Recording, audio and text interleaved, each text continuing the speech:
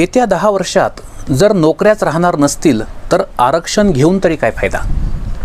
मित्रांनो, सध्या भारतामध्ये 3 कोटी लोकांना सरकारी नोकऱ्या आहेत। भारताच्या लोकसंख्येचा जर विचार केला, 145 कोटी आपली लोकसंख्या आहे, तर 3 कोटी म्हणजे 6% लोकांना भारतामध्ये सरकारी नोकरी मिळते।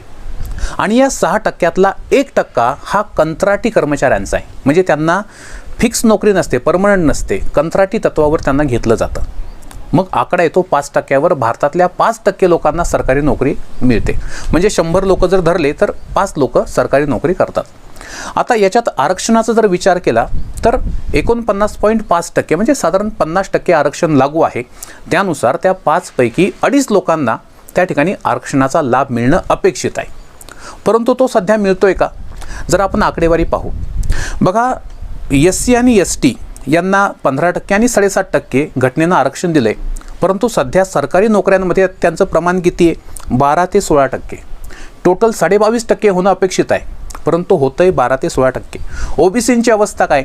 OBCंना 27% घटनेनं आरक्षण दिलंय नोकरीमध्ये, परंतु त्यांना सध्या 18 ते 22% त्यांचा सहभाग आहे, म्हणजे तेही त्या ठिकाणी कमी आहेत। जर आपण यांची एकत्रित बेरीज केली तर 49.5% आरक्षण आहे, आरक्षित जागा आहेत, परंतु SC, ST आणि OBC एकूण जर बेरीज केली फक्त 30 ते 38% लोक सरकारी नोकरीवरती आहेत, म्हणजे अजूनही त्यांचा बॅकलॉग बराचसा बाकी आहे।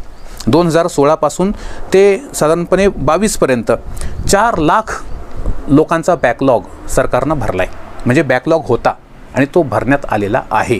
अजूनही बॅकलॉग बराचसा शिल्लक आहे। आता पहा, सरकारी नोकरी कुठे मिळते?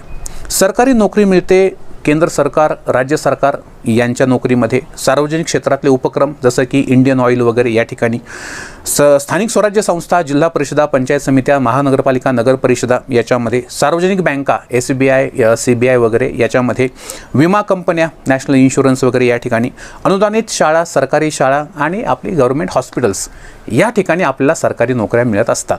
परंतु सध्या प्रायव्हेटायझेशन म्हणजे खाजगीकरण अत्यंत वेगानं होऊ लागलेलं आहे। अनेक सार्वजनिक उपक्रम खाजगी होत आहेत किंवा त्यांना कंत्राटी पद्धतीनं चालवायला सरकार देत आहे। बऱ्याचशा शाळा बंद पडत आहेत, दवाखान्यांमध्ये अजिबात गर्दी नसते सरकारी दवाखान्यांमध्ये।